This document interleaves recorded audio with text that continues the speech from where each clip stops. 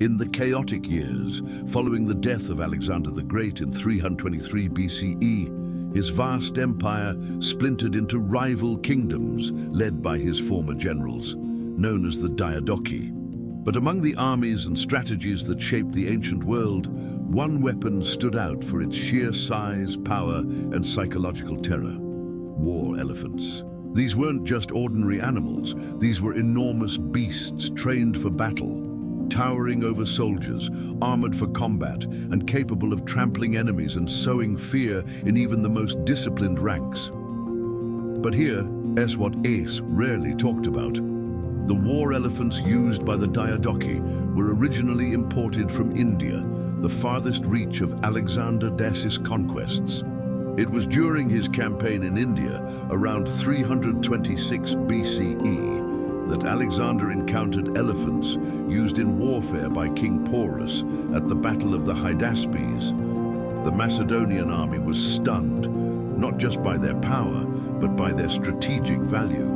Although Alexander won the battle, he was so impressed by the elephants that he made them part of his future military plans. He even integrated some into his own army. After Alexander's death, his generals began carving up the empire. Among them, Seleucus Nicator, who would go on to found the Seleucid Empire, made a crucial deal with the Indian Mauryan emperor Chandragupta.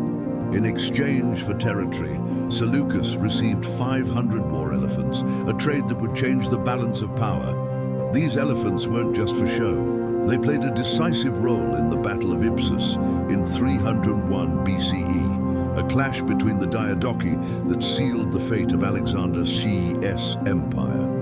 Seleucus' elephants effectively neutralized the cavalry of his rival Demetrius by blocking their return to the battlefield and forcing a devastating rout. The psychological effect of elephants was immense. Horses unaccustomed to them would panic. Infantry could break ranks at the sight of a charging elephant. Some elephants were trained to wield weapons with their trunks, while others carried archers or spear throwers on their backs. But elephant warfare wasn't without risks. If panicked, elephants could trample friendly troops. Commanders had to balance their fearsome presence with the danger they posed to their own side. Over time, war elephants became a staple of Hellenistic warfare.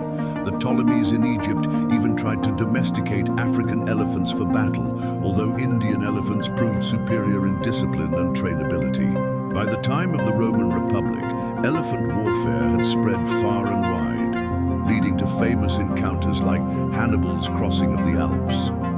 But it was the Diadochi who truly pioneered their use in post-Alexandrian geopolitics.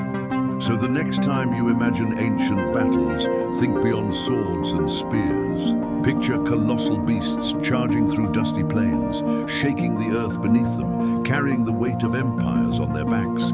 That's the forgotten legacy of the war elephants of the Diadochi.